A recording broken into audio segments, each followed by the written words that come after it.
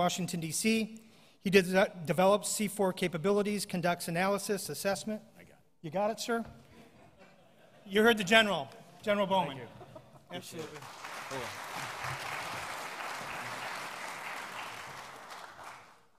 Good morning.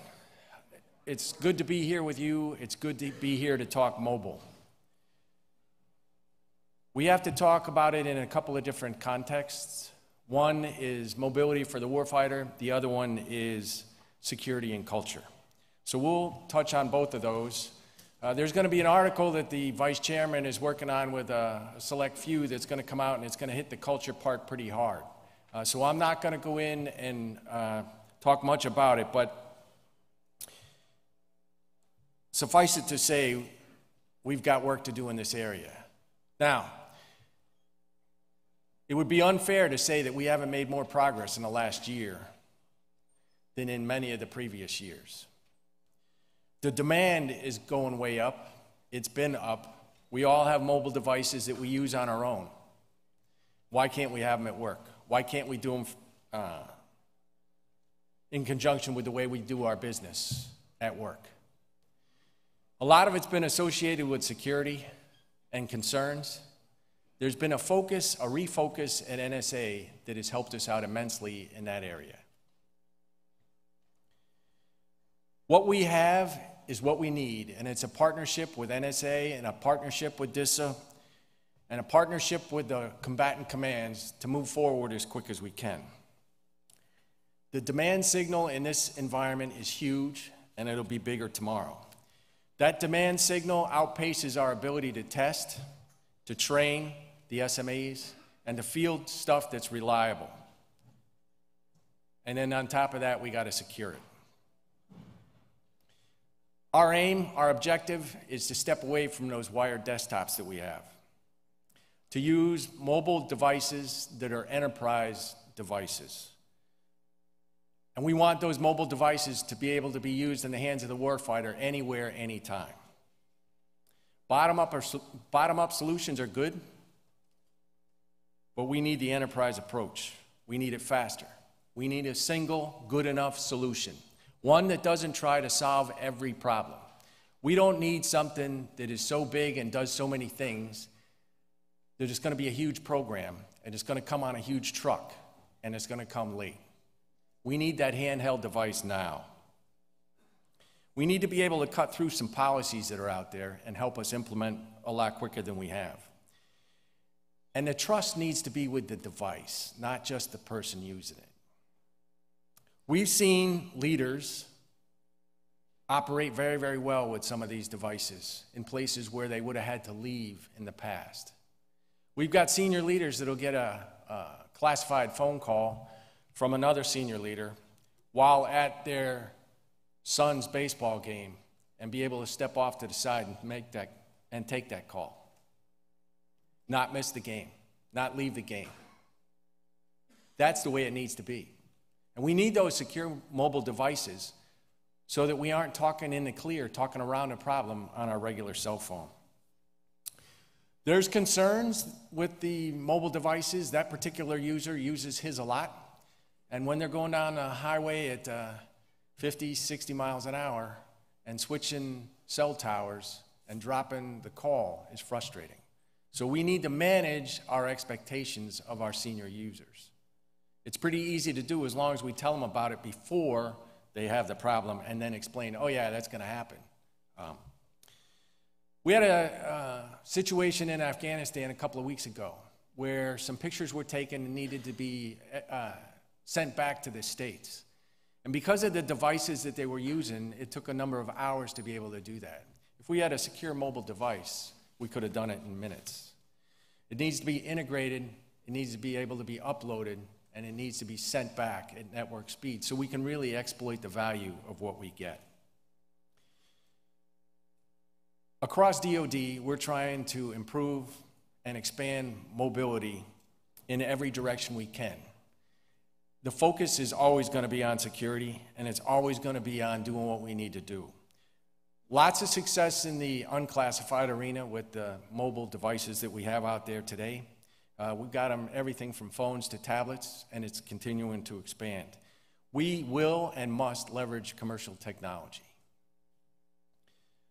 Our mission partners out there, they want to do the same. We need to be able to share with our coalition partners, hey, we're buying these devices, why don't you go check with them?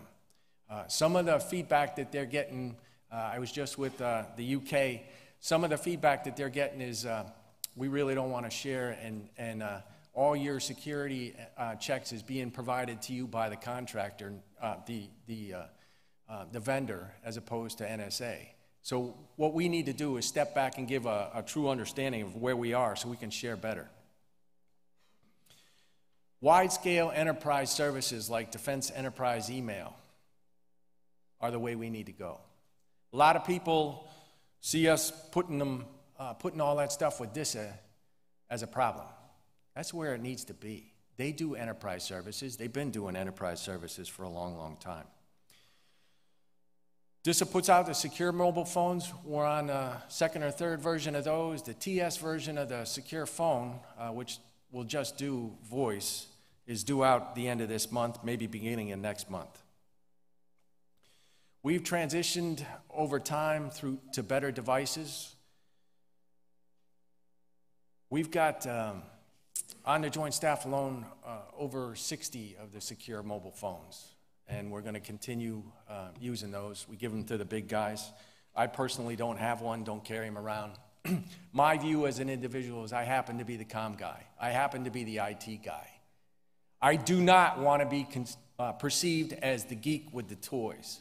Because if I show up, the first thing they look for is a pocket protector to go with one of those devices. I need the folks using the stuff that we've got using them. We got a call early on when we were fielding the secure mobile phones, and they said, hey, Bowman, what the heck? You're giving them to the chairman's communicator, the vice chairman, his communicator. We thought you were giving them to the comm guys. You know, we're going to be users on a test case. And I said, what am I going to do? Take it and say, hey, man, this is a comm check. How hear me, over? What good is that? Let somebody use it for what the intended purpose is. They'll provide us the feedback, the good, honest feedback. Further, if the thing doesn't work, they're going to be talking to me, not the DISA guy. And if I walk in and I blame it on the DISA guy, sir, that doesn't work because so-and-so is working it over there and we talked to him before. I mean, I might as well hand the boss a ball-peen hammer and tell him to hit the bell to start round 2 of my butt chewing. SIPR tablets. We have had in the past, and people saw it with General Cartwright, he had tablets that were classified that he'd carry around and carry in and out of the command center and in and out of briefings. Those were neutered, they weren't connected to anything. We have SIPR tablets that we're using today on the Joint Staff. Our pilot for those is RJ3, General Mayville, for the reasons I just got done talking about. Nobody's gonna look at the ops guy as a geek. They're going to look at it and say, wow, maybe I ought to get on board. He carries those in and out. His approach is the only failure is to not try. Absolutely the right choice. We have docking stations at his house, in the NMCC, and in his office. The objective is to go wireless. Mr. Halverson's pushing that real hard. We're working it with the security guys. We're going to end up going wireless sometime. We continue to roll out the enhanced voice kits. These are voice kits that we have, and now we can do data with them. But that's a phone with some crypto, an IP phone with crypto in a suitcase. Those have gotten really popular. Those came from a need. A high-level failed phone call and a call down to JCSE the day after. Hey, can you build us something like this? We had a prototype in 10 days. I think we're on the 5th version now, and it's being manufactured commercially. The desire and demand for these worldwide is huge. This is providing that service, the enterprise service. We've got SOCOM. They had a 4G LTE and a Wi-Fi system that they use with a cellular base for both voice, video, and data. We've got COTS smartphones that are out there. And we link those with the tablets for line of sight and beyond line of sight communications. We've got enhanced mission command capability that was transferred from the 75th Ranger Regiment into the Global Response Force under the 18th Airborne Corps. It also went to the Special MAGTF for the Marine Corps. We are learning from what others are doing and applying that across the battle space. We'll continue to do that. That capability allows them to share the COP, the Common Operational Picture, while in transit, while en route to where they're going. They have voice, they've got chat, they've got data, they got full motion video, they got VTC. And disconnecting and flying to objective, not knowing what's changed while you've been flying, is not a good way to arrive. There's a need for this. There's been a need for years. Some people figured it out. We're adopting it and expanding it across the force. But people need to be aware while they're in transit. Security and culture. There's a drive to get it right. There's a requirement to get it right, because getting it wrong is a huge problem for the warfighter. Securing the technology is vital. And we've got professional security guys. We call them IA, information assurance folks. I used to call them NO because that's all they ever told me. They have an influence on it. But the bottom line, the decision is made by the commander. The commander is responsible for the mission. The commander is responsible for the risk. And that's the way it needs to be. The NSA guys are looking for solutions. They're not myopic in their view. They're open in their minds and eyes to look at other options that are out there. And we're pushing forward better than we have in the past. The mobile cyber risks are equal or greater than that of the fixed systems. We've got the Joint Information Environment, the Joint Regional Security Stacks associated with our environment. We're pushing hard to get that way, to get more secure than we are today. We need to have that enterprise culture applied to everything. We need to be interoperable and secure, whether it's in a conference room in the Pentagon or on the forward edge of the battlefield or in a cockpit. We talk about changing culture, and really the change in culture to me has to be with the old guys like me, the digital immigrants.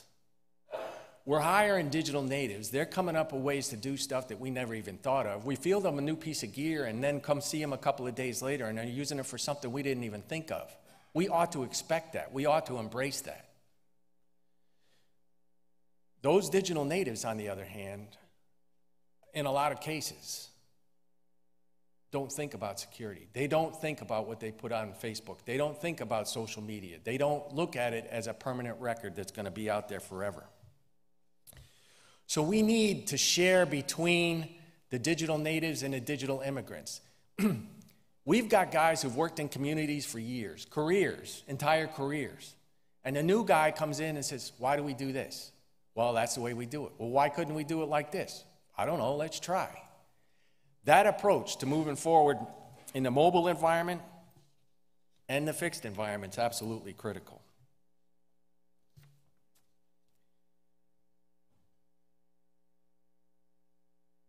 The cyber culture, look at it, whether you're a basic user, whether you're a leader, whether you're an IT provider, we all need to be together on this.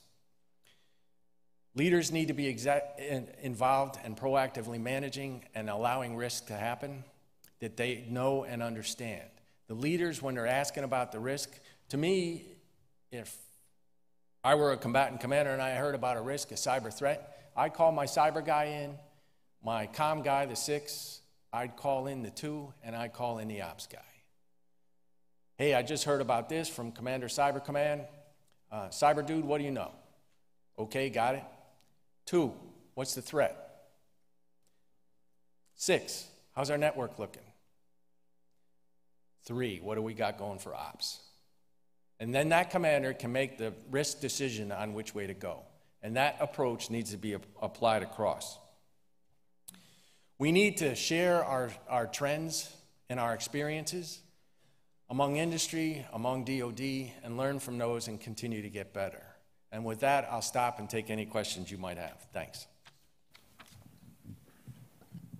Sir, you seem to have scared a lot of them off, but there's only one question so far.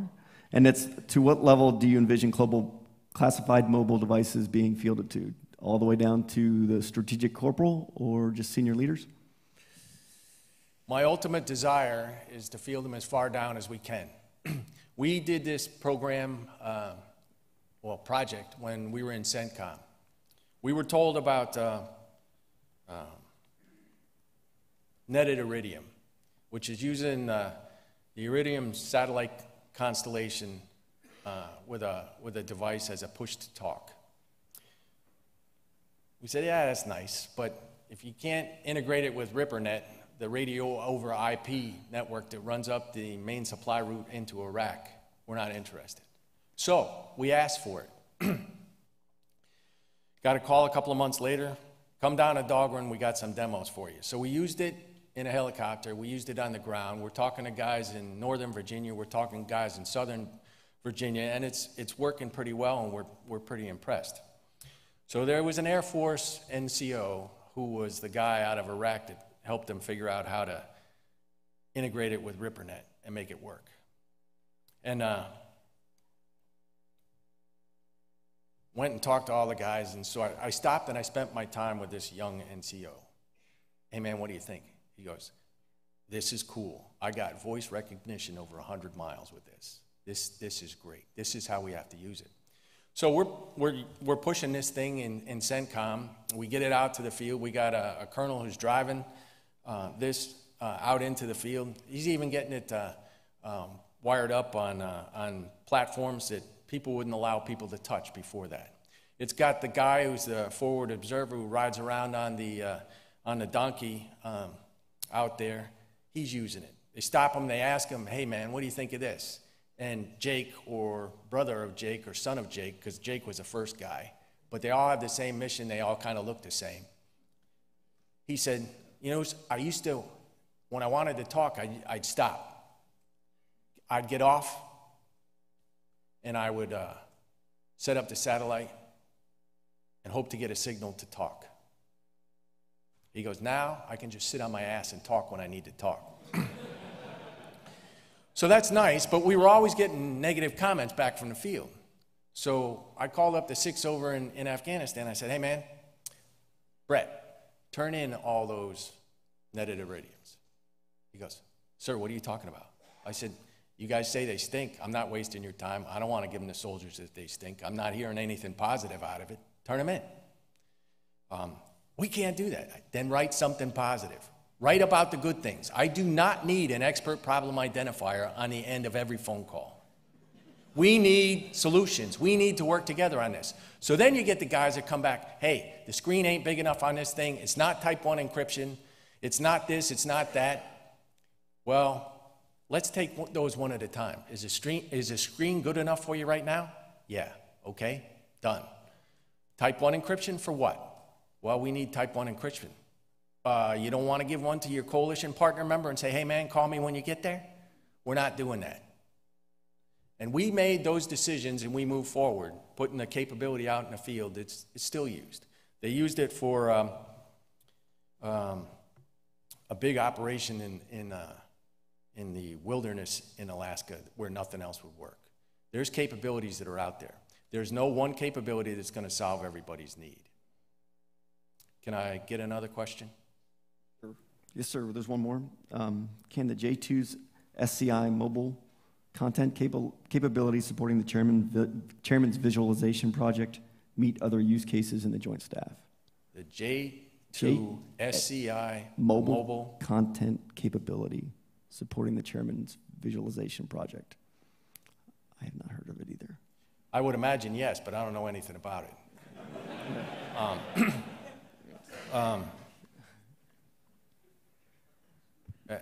Honestly, that's a swing and a miss. And you can tell that Jimmy's not screening the questions. No. So I'm going to take that one, go back and ask the J2 what they got. Could you please speak to the expectation for use of mobile devices in provisioning of healthcare to the warfighter? I could see where mobile devices would be a huge help. I have a nephew who's a surgeon with 4 deployments. And what he could do if he had that capability, would be huge. If they could talk to the surgeons who were on the plane from the ground, instead of just the light years of progress that we made, so when somebody got hurt in Iraq or Afghanistan, sending those files to Landstuhl where they're getting seen next, and all that stuff is transmitted and sitting there when the patient arrives, when the wounded warrior arrives, is huge. But we could get even so much better with the mobile device. My only concern with some of it is the PII data, the personal identifiable information, and the HIPAA restrictions. A lot of what we do, and a lot of the sharing of what we do, the hard part is the policy part. Once we can get through a policy part and get people to agree that this is okay and we ought to be able to do it, I think we get further ahead faster. But mobile devices, what Marty could have done with that would have been huge. I got a yellow light, so I got time for one more question.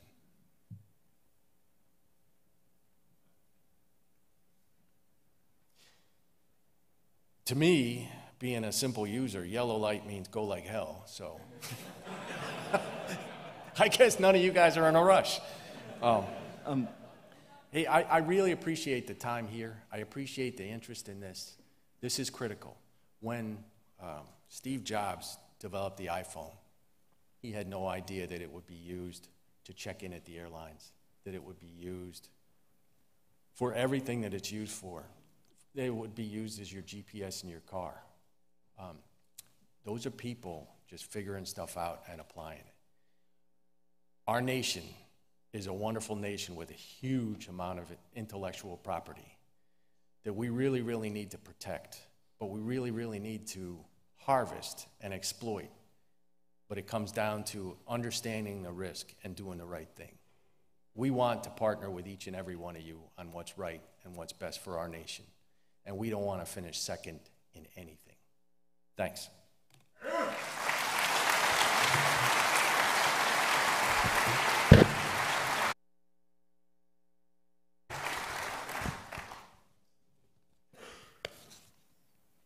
And I'll be followed by...